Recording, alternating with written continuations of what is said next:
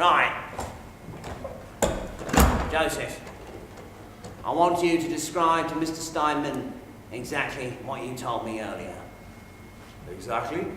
Exactly. What, in my own words, like? And whose words might you otherwise consider employing? Oh, right, yes, well,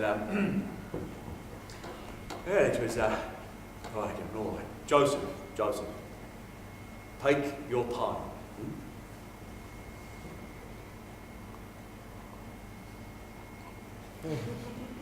Though not too much of mine, if you'll be so kind. Oh, sorry, Mr. Steinmann, it's my nerves, you see. They are shot to very pieces.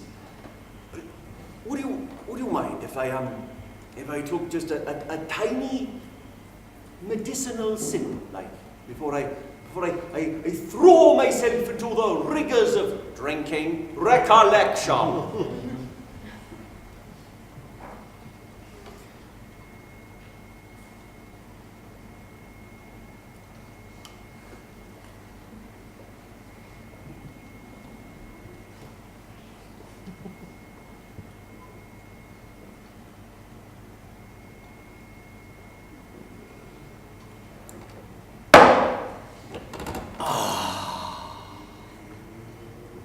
That's better.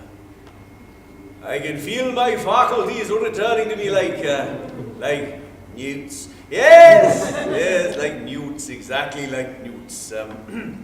Anyway, it was all downright peculiar, you know.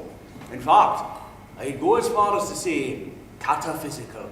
He'd go as far as to say cataphysical, apparently. Against nature, how? Well, I was finishing tidying up after last night's show, and when was this? Oh, about 11:30, I'd say. I like to be thorough, as you know.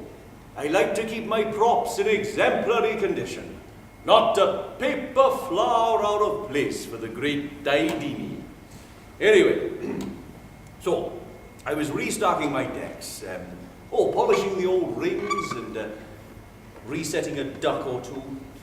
Well, quite inexplicably, like, and for no reason at all, I found myself coming over curiously fatigued.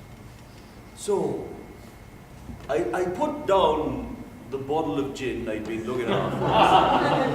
I decided to rest my eyes for a moment, and bless me if I didn't fall clean asleep in that lovely old armchair. You know, the green one, stage left, very soft, reeks of cat piss.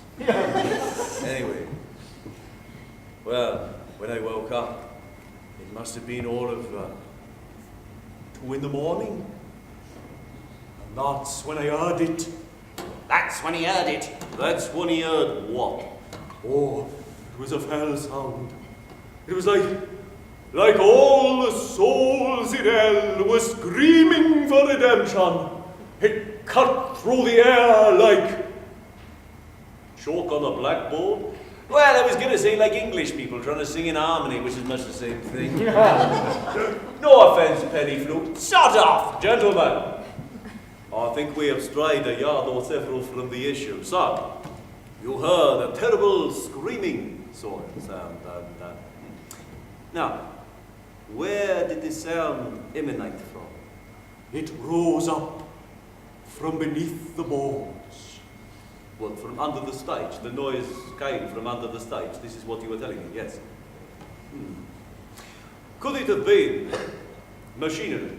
Unoiled, squeaky, screeching? Not a chance.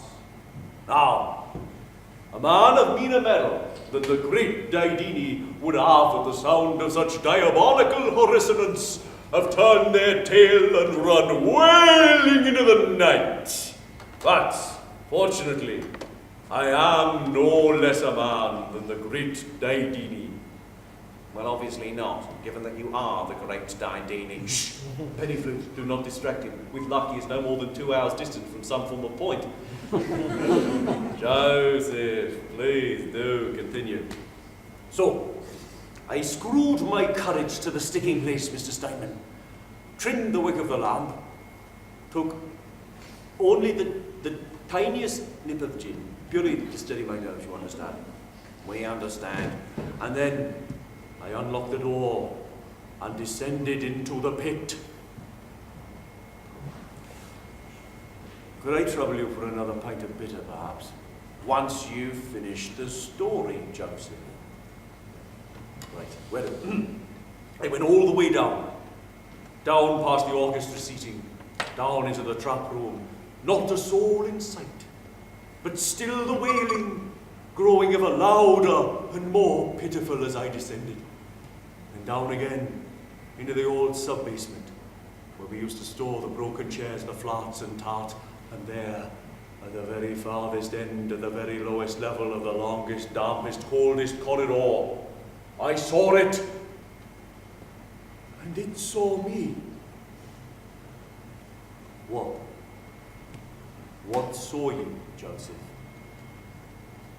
A demon, Mr. Steinmann.